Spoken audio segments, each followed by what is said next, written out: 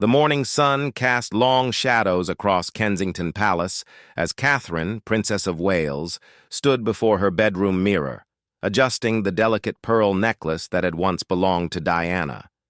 Her hands trembled slightly, not from nervousness, but from the weight of the moment that lay ahead. Today was different from any other royal engagement she had attended in her 13 years of marriage to William. Prince George, now 21 and studying at Cambridge, had returned home the Sabar previous evening with questions that surprised even his experienced parents. "Mum, what does it really mean to serve?" he had asked over dinner, his serious brown eyes reflecting a maturity that sometimes caught Catherine off guard. Princess Charlotte, 19, and in her second year at university, had been equally thoughtful. "I've been reading about Great-Granny's coronation," she had said quietly. "People lined the streets for miles. Do they still believe in us the same way?" 10-year-old Prince Louis, still young enough to find excitement in royal ceremonies, had been bouncing around the palace corridors since dawn. "Are we really going to walk where all the kings and queens walked?" he had asked his father repeatedly. William had smiled patiently each time, remembering his own childhood wonder at the grand halls of Westminster. The decision to include all three children in today's ceremony had not been made lightly. William and Catherine had spent weeks discussing it with palace advisors, historians, and most importantly, with each other during their quiet evening walks through Kensington Gardens. The ceremony at Westminster Abbey was more than just another royal duty. It was a passing of understanding from one generation to the next. Catherine remembered her own first visit to Westminster Abbey as William's girlfriend. How overwhelmed she had felt by the centuries of history contained within those ancient walls. Now, as she prepared to walk those same aisles with her children beside her, she understood that this moment would become part of their family's story, woven into the larger tapestry of British history. William entered their bedroom, already dressed. In his formal military uniform, the medals catching the morning light. He had been up since 5, reviewing the ceremony details with his private secretary and taking a call from his father, King Charles, who was recovering from a minor illness and unable to attend. "The children are ready," William said, his voice carrying both pride and gentle concern. "George has been helping Louis with his tie, and Charlotte looks absolutely radiant." The couple stood together in comfortable silence for a moment, both thinking about the journey that had brought them to this point. They had met as university students, fallen in love as young adults, and now found themselves raising the future of the monarchy while navigating the complex demands of modern royal life. The weight of tradition and the need for progress had always been their challenge to balance. "Do you think we're doing the right thing, bringing them all today?" Catherine asked, voicing the question that had been lingering in both their minds. The youngest members of the royal family were often shielded from the most formal ceremonies until they reached their teenage years, but something about today felt different.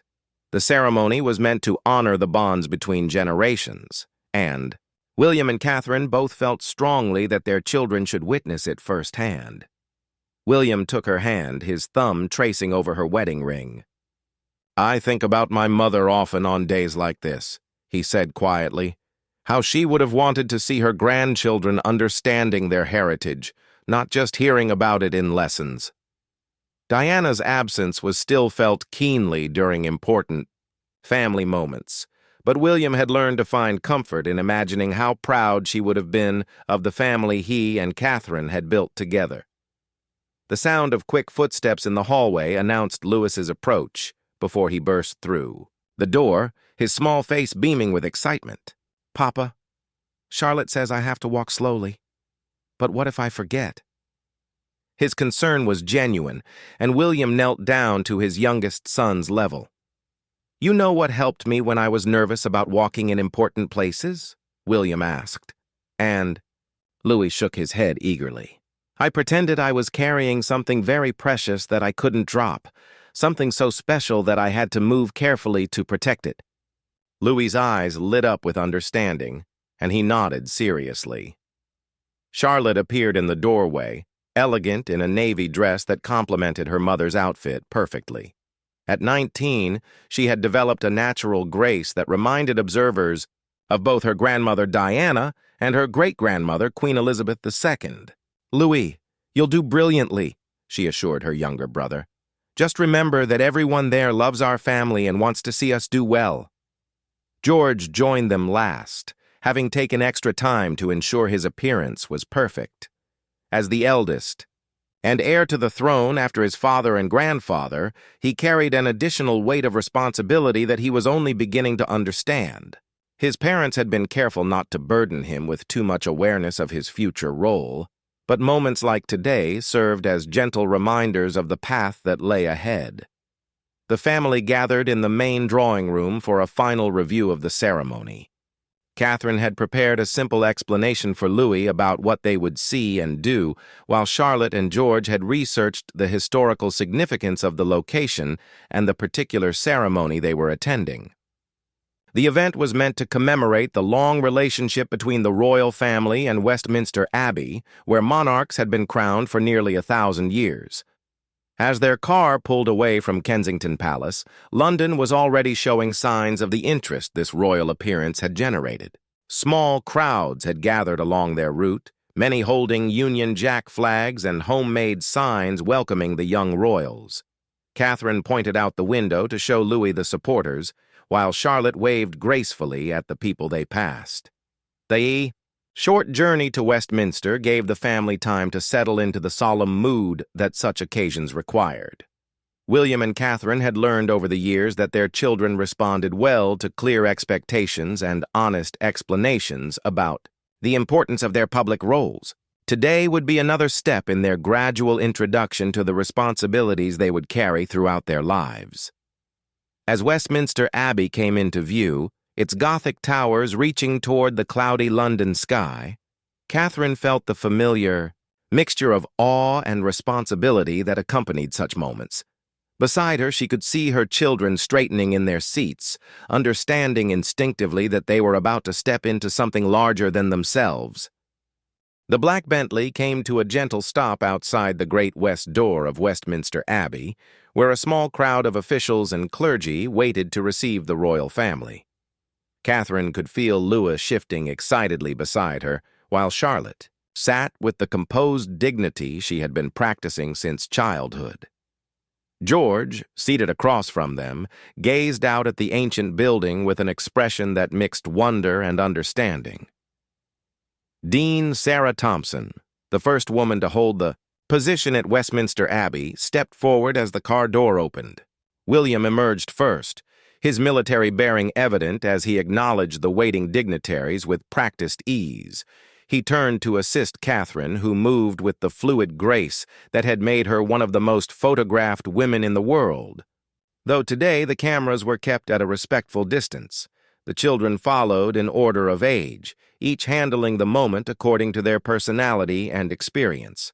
George moved with quiet confidence, having attended several formal ceremonies in recent years. Charlotte smiled warmly at the gathered officials, her natural charm evident even in such a formal setting. Louis bounded out with barely contained enthusiasm, catching himself just in time to remember his father's advice about moving carefully. "Your Royal Highnesses, welcome to Westminster Abbey," Dean Thompson said, her voice carrying both warmth and reverence.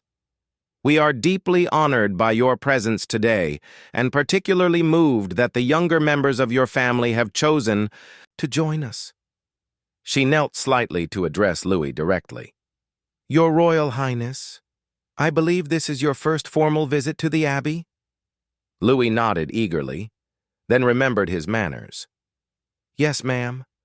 Papa told me that lots of kings and queens have been here."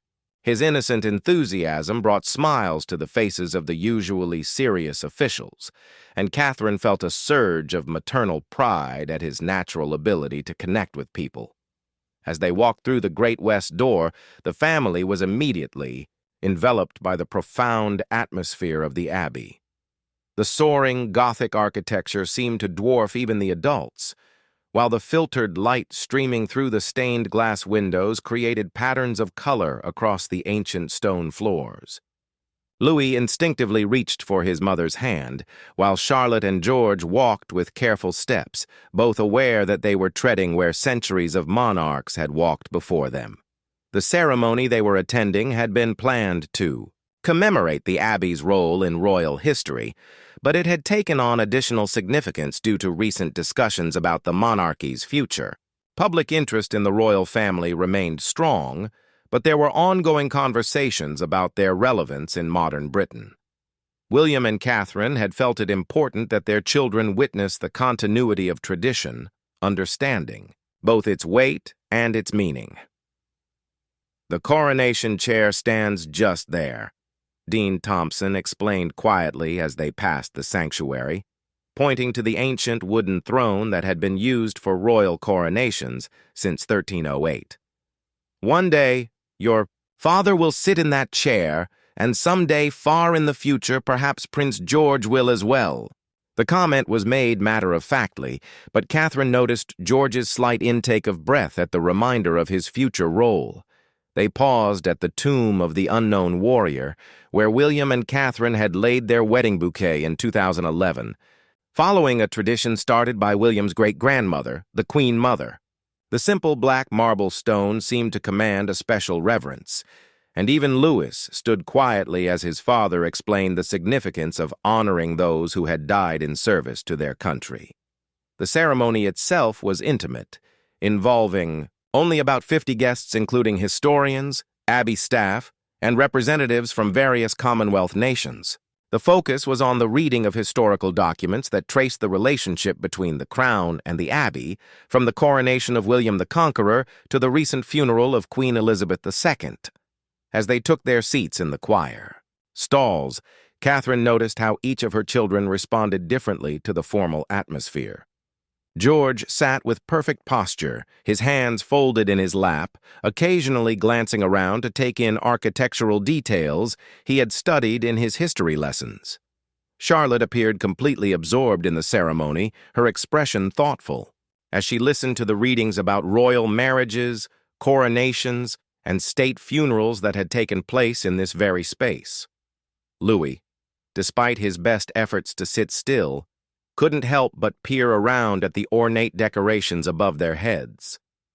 Catherine gently placed a hand on his shoulder when his curiosity threatened to overcome his composure, and he settled back into his seat with a small smile that suggested he understood he was experiencing something special. The first reading came from a chronicle describing the coronation of Elizabeth I, and as the words echoed through the ancient space, Catherine reflected on the extraordinary women who had shaped the monarchy throughout history.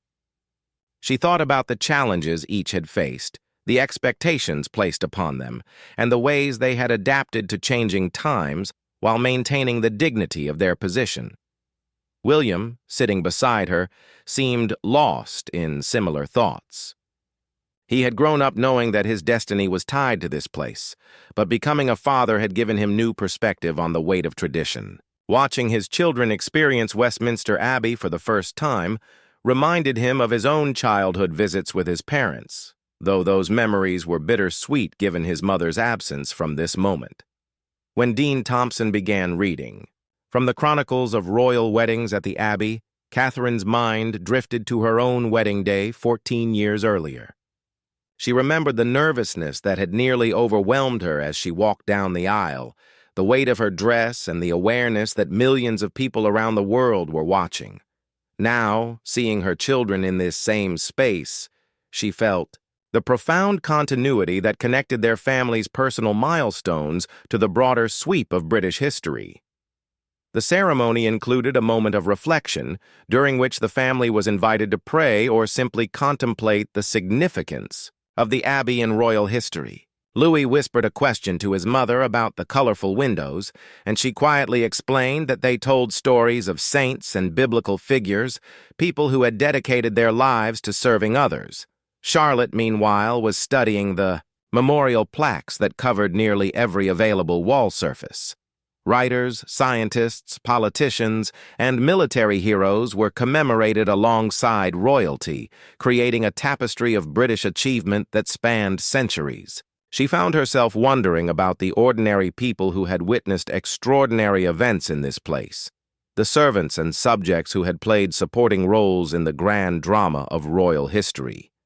As the ceremony continued with readings about the Abbey's role during times of national crisis and celebration, George found himself thinking about the future. The weight of his eventual responsibilities felt both distant and immediate, abstract, yet increasingly real with each formal occasion he attended. He watched his parents and tried to understand how they balanced the demands of public duty with their roles as loving parents and partners. The moment came for the family to process through the Abbey's most sacred spaces, following a route that had been walked by royalty for nearly a millennium. William took the lead, his military bearing evident as he moved with measured steps down the nave. Catherine followed with Charlotte beside her, while George walked protectively near Louis, ready to offer guidance if his younger brother needed it. Their footsteps echoed softly on the worn stone floors, each step connecting them to the countless others who had made this same journey for coronations, weddings, and state funerals. The Abbey seemed to hold its breath around them, the weight of history palpable in the hushed atmosphere that surrounded their small procession. As they approached the high altar, Louis's eyes grew wide at the intricate details of the medieval architecture surrounding them. The carved stonework seemed to come alive in the filtered light, telling stories of faith, power, and devotion that stretched back centuries. He tugged gently on George's sleeve and whispered, "It's like a castle for God," which brought a small smile to his older brother's face. Dean Thompson guided them to the Coronation Theater, where monarchs had been crowned since 1066. The space felt intimate despite its grand proportions, and Catherine found herself imagining the ceremonies that had taken place there. She thought about the young Elizabeth II, just 25 years old when she was crowned in 1953, facing the enormous responsibility of leading a nation still recovering from war. "This is where your great-grandmother became queen," William said quietly to his children, his voice carrying both reverence and personal emotion. Queen Elizabeth II had been such a constant presence in their lives that it was sometimes difficult to imagine her as the young woman who had knelt at this altar to receive the crown. Her recent passing had left a void in their family that was still being felt deeply. Charlotte stepped closer to examine the ancient stonework, running her fingers lightly over carved details that craftsmen had completed before the discovery of the Americas. "How many people do you think have stood exactly where we're standing?" she asked, her historian's mind already at work calculating the centuries of human drama that had unfolded in this space. The question sparked a quiet discussion among the siblings about the continuity of royal tradition. George, with his deeper understanding of constitutional history, explained to Louis how each coronation had adapted to the times while maintaining essential elements that connected it to all the ceremonies that had come before. Louis listened with the focused attention he usually reserved for his favorite adventure stories. Their guide led them next to the Lady Chapel, where the tomb of Elizabeth I rested near that of her half-sister, Mary the Fair. The irony of the two queens, who had been such bitter enemies in life, lying so close in death was not lost on the adult members of the family. Catherine reflected on how royal history was filled with such complex relationships, where personal feelings often had to be subordinated to the demands of duty and state. "Were they really sisters?"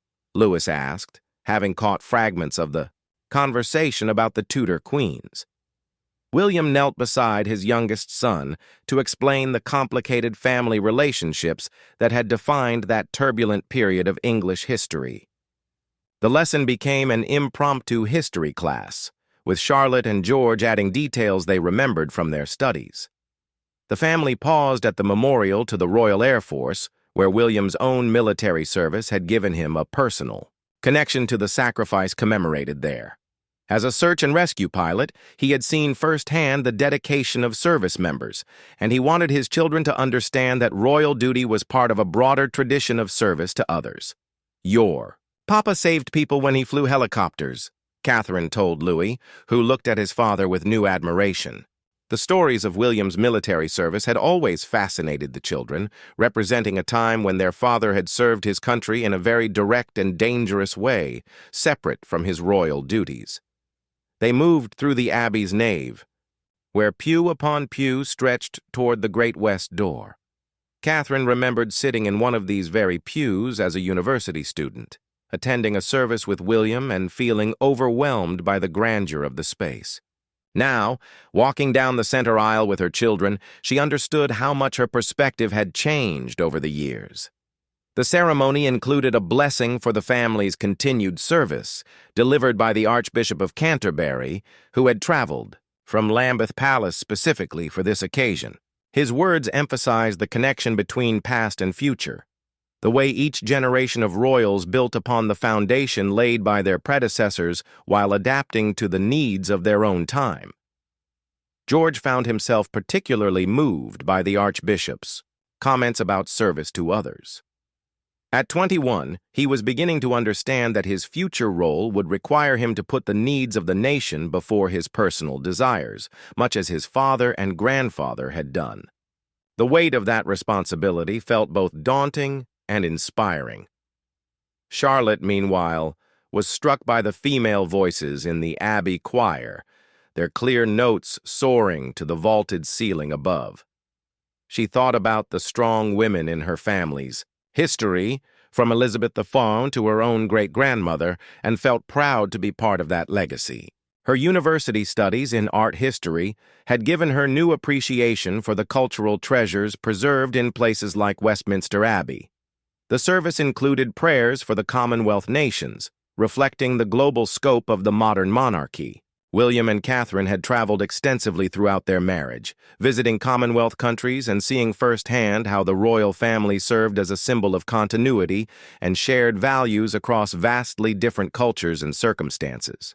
As the formal ceremony concluded, the family was given time for private reflection in St. Edward's Chapel, the most sacred space in the Abbey. The quietness here was profound, broken only by the distant sounds of London traffic and the soft whispers of tourists being guided through other parts of the building. Louis, finally overwhelmed by the grandeur and formality of the day, climbed onto his mother's lap as they sat in the chapel. Catherine held him close, remembering similar moments when George and Charlotte had been small and needed comfort during long royal engagements. The balance between public duty and private family life was something she and William had worked hard to maintain. William stood before the altar where he had married Catherine, his thoughts drifting between past and future. The vows they had exchanged in this space had committed them not just to each other, but to a life of service that would shape their children's destinies as well. Seeing all three of his children in this sacred space, he felt the profound responsibility of preparing them for the roles they would inherit. After their time in the chapel, the family was invited to meet with the Abbey's historians and archivists, who had prepared a special presentation about royal ceremonies throughout the centuries.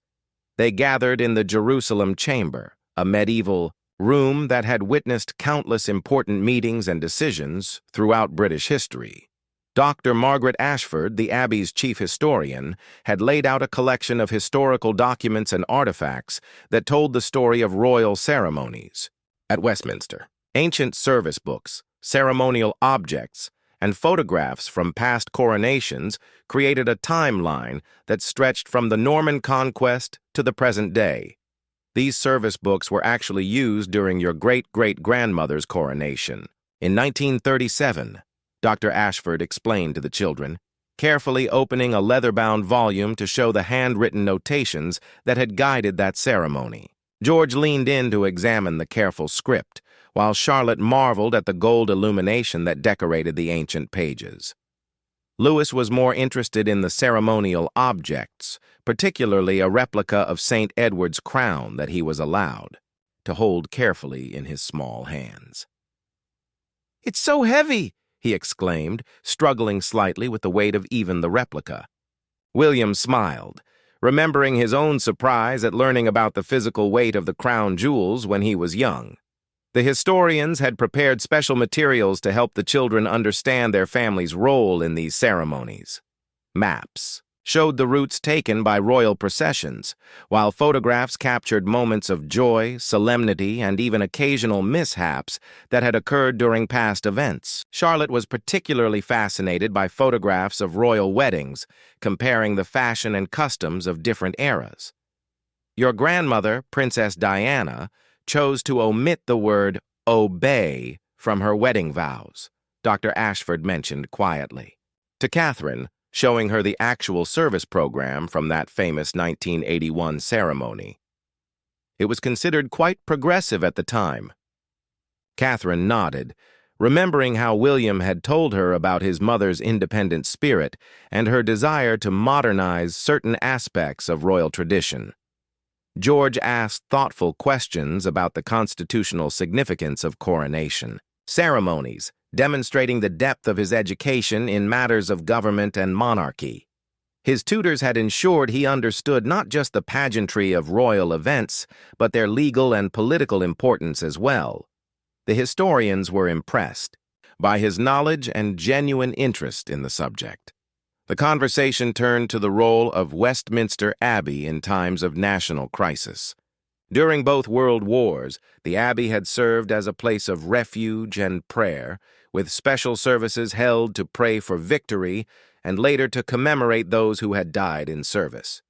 Catherine thought about how the monarchy had provided stability and continuity during those dark periods of British history.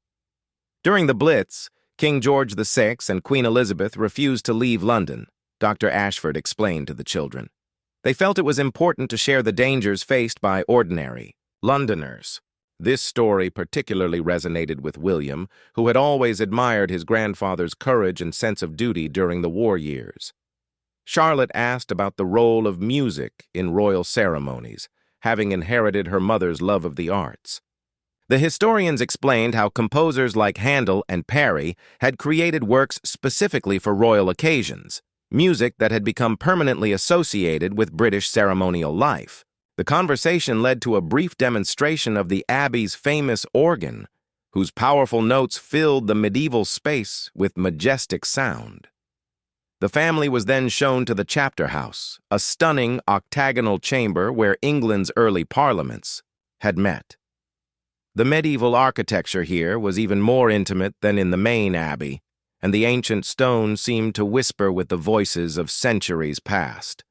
Lewis was amazed by the acoustics, discovering that a whisper in one corner could be heard clearly across the room. "This is where some of the most important decisions in English history were made," William explained to his children, gesturing to the stone seats that had been occupied by medieval nobles and churchmen. The connection between past and present felt particularly strong in this space, where the foundations of British democracy had been laid centuries ago. Dr. Ashford shared stories about royal children throughout history, helping Louis, Charlotte, and George understand that they were part of a long tradition of young royals who had gradually learned their roles and responsibilities.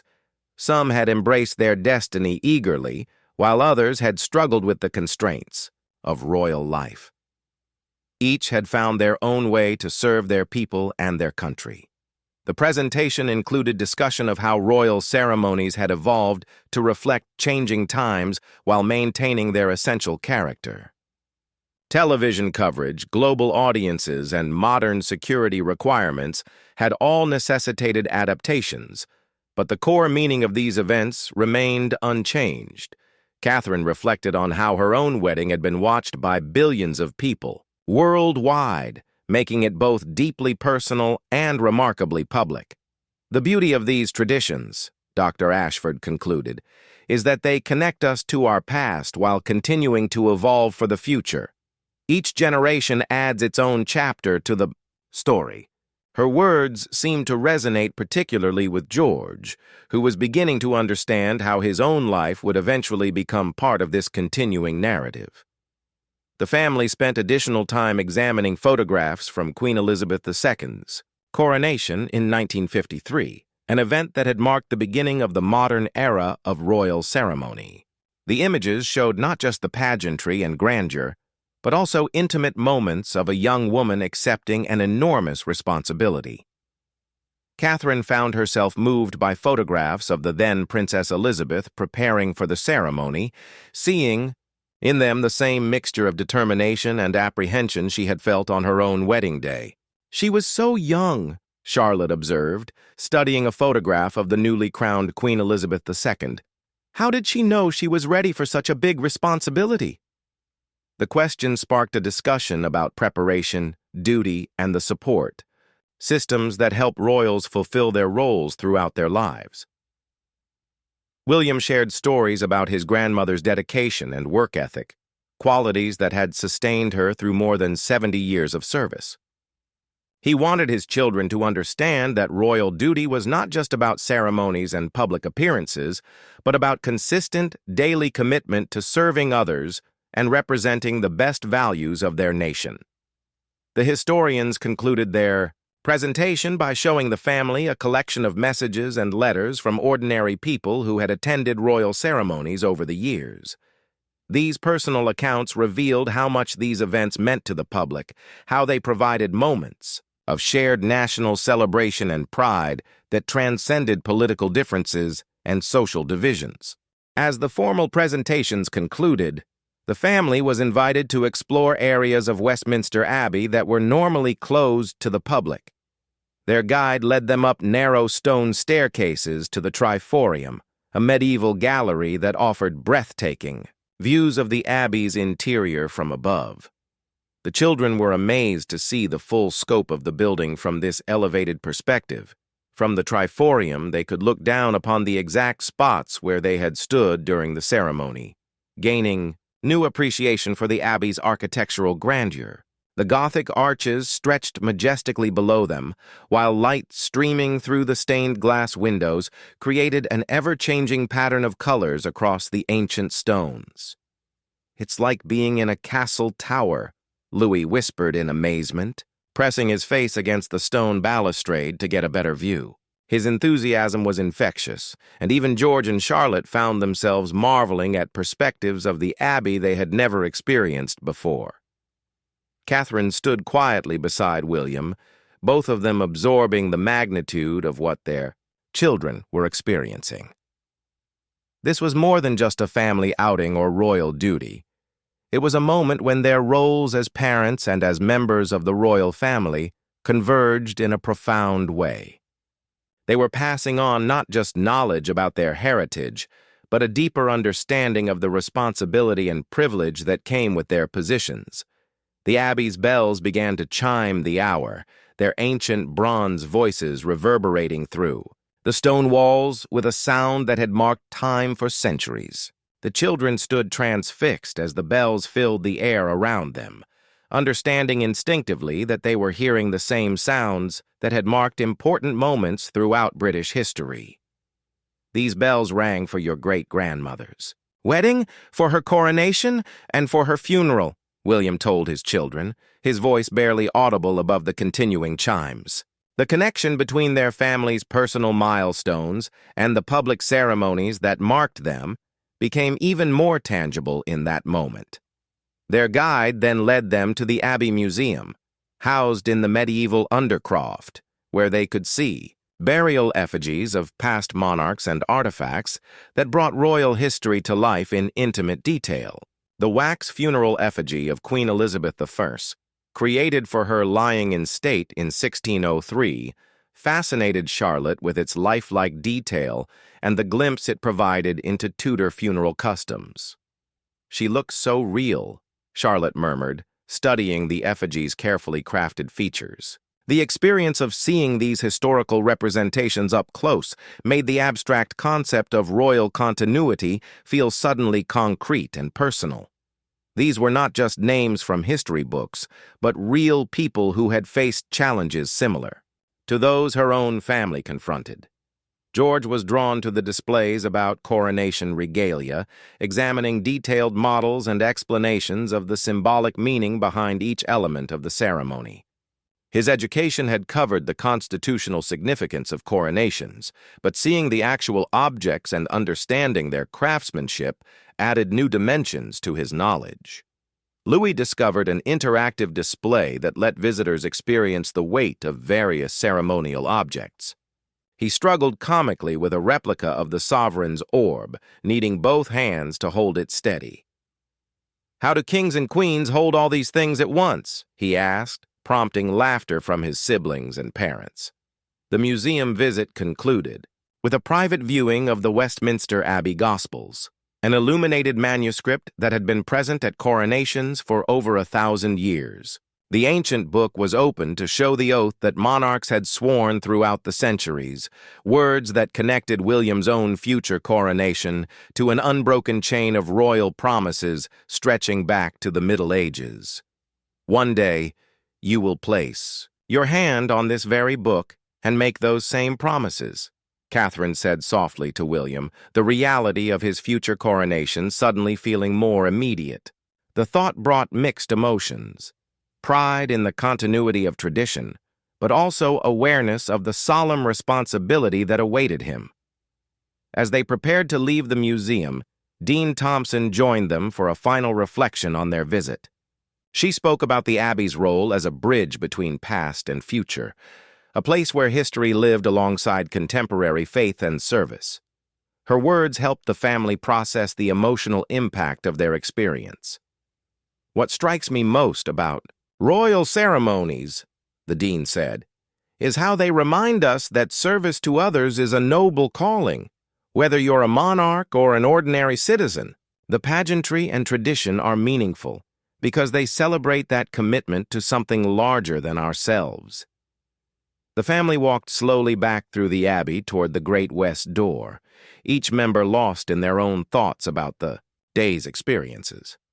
The ancient building seemed different now that they had explored its hidden corners and learned more about its role in their family's history. It felt more personal, more connected to their daily lives and future responsibilities.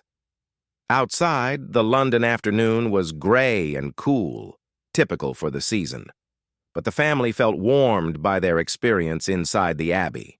Small crowds of tourists and locals had gathered, hoping to catch a glimpse of the royal family, and the children waved politely as they made their way to their waiting car. "Did you enjoy today?" Catherine asked her children as they settled into their seats for the return journey to Kensington Palace. The responses revealed how differently each child had processed the experience according to their age and personality. Louis was full of excitement about the physical details, the heavy crowns, the tall towers, the echoing bells. Charlotte spoke thoughtfully about the historical continuity and the strong women who had shaped the monarchy. George reflected on the weight of responsibility and the importance of preparation for future duties. William reached for Catherine's hand as their car pulled away from Westminster Abbey, both of them feeling the significance of what they had shared with their children. The day had been about more than education or royal duty.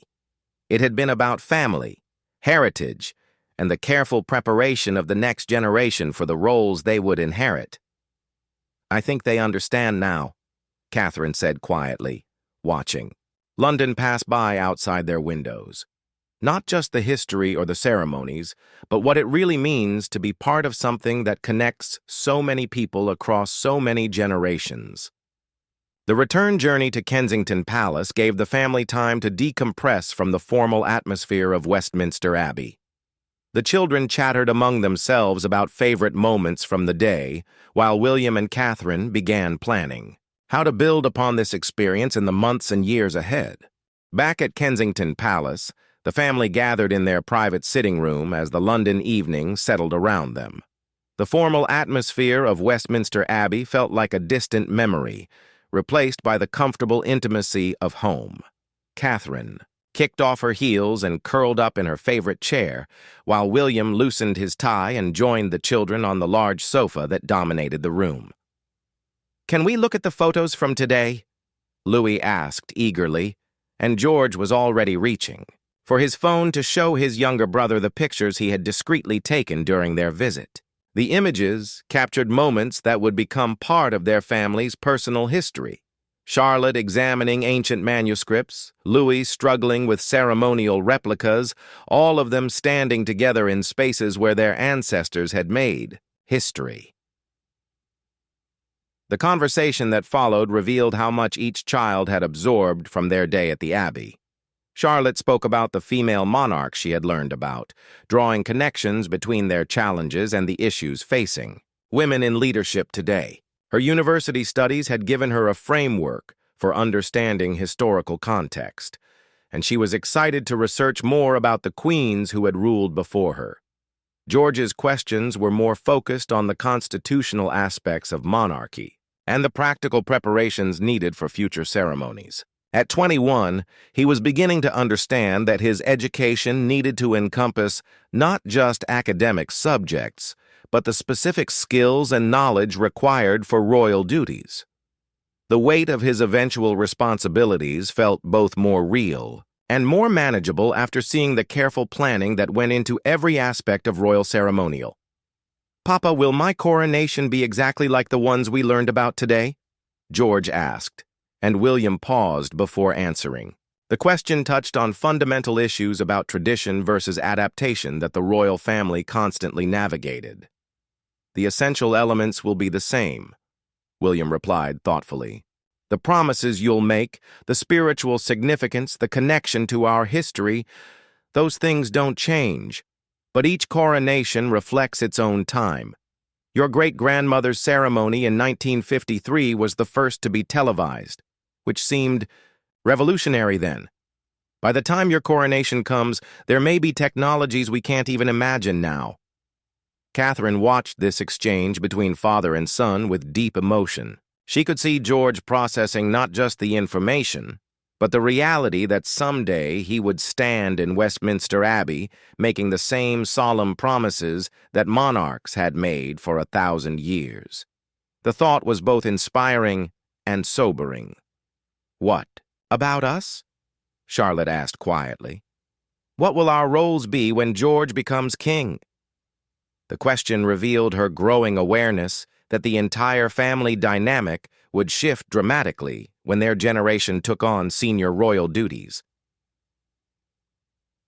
William and Catherine exchanged a look, recognizing that their children were ready for deeper conversations about their futures. "You and Louis will have important roles supporting George, just as Aunt Anne and Uncle Edward support Grandpa Charles," Catherine explained. "But you'll also have the freedom to pursue your own interests and make your own contributions to society." The family spent the next hour discussing the balance between duty and personal fulfillment that each royal generation had to navigate. They talked about Princess Anne's successful equestrian career, Prince Edward's work in theater and television, and how different family members had found ways to serve the country while maintaining their individual identities. Louis, who had been listening quietly while playing with a toy soldier, suddenly asked, "Will people always like us?" The innocent question cut to the heart of one of the royal family's greatest challenges, maintaining public support and relevance in a rapidly changing world. William knelt down beside his youngest son, choosing his words carefully. "Not everyone will always agree with us or like everything we do," he said honestly. "But if we work hard to serve others and try to do the right thing, most people will respect us even when they disagree with us. That's what your great-grandmother taught me and what I hope to teach you." The conversation turned to the practical aspects of royal life that the children were gradually learning to navigate. Charlotte spoke about her experiences at university, where she had to balance her royal identity with her desire to be treated like any other student. George shared his thoughts about military service and how it had helped him understand leadership and service in new ways. "The most important thing I learned today," George said reflectively, "is that being royal isn't about us being special or different. It's about us being servants. Every ceremony, every tradition, every responsibility we have exists to serve other people. Catherine felt tears prick her eyes at her eldest son's mature understanding of his role. The boy who had once hidden behind her skirts at public events was becoming a thoughtful young man who grasped the true meaning of royal duty. As the evening progressed, the family looked through historical books and photo albums, connecting their day's experiences to the broader story of their family and their nation. They found pictures of William's grandparents on their wedding day, images of his mother's charitable work, and photographs of Queen Elizabeth II throughout her long reign. "She never complained, did she?" Charlotte observed, studying photographs of her great-grandmother at various stages of her life. "Even when things were difficult, she just kept working?" William nodded, remembering his grandmother's unwavering commitment to duty even in her final years. "She understood that the monarchy isn't about any one person," he said. "It's about providing stability and continuity for the whole country.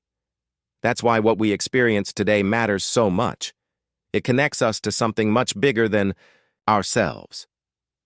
The children began to understand that their visit to Westminster Abbey had been more than a family outing or educational experience. It had been a rite of passage, a moment when they stepped more fully into their roles as the next generation of the royal family.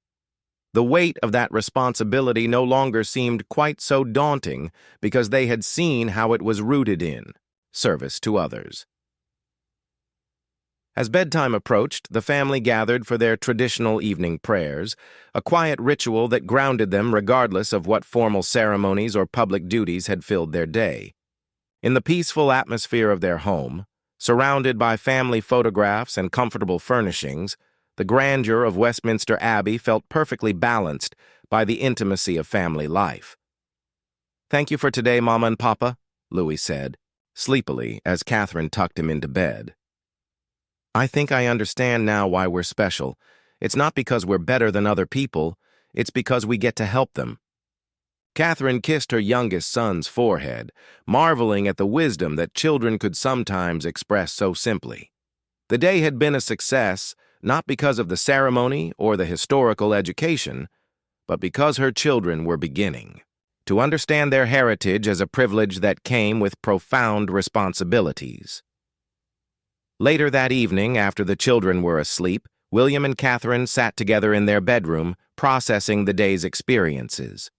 They had successfully introduced their children to the weight and meaning of their royal heritage while maintaining the loving, supportive family environment that would sustain them through the challenges ahead. "They're ready," Catherine said, quietly, and William knew she was right. Their children were growing into their roles with grace, understanding, and, most importantly, a genuine desire to serve others. The future of the monarchy was in good hands, and Westminster Abbey would continue to witness the unfolding story of their family for generations to come.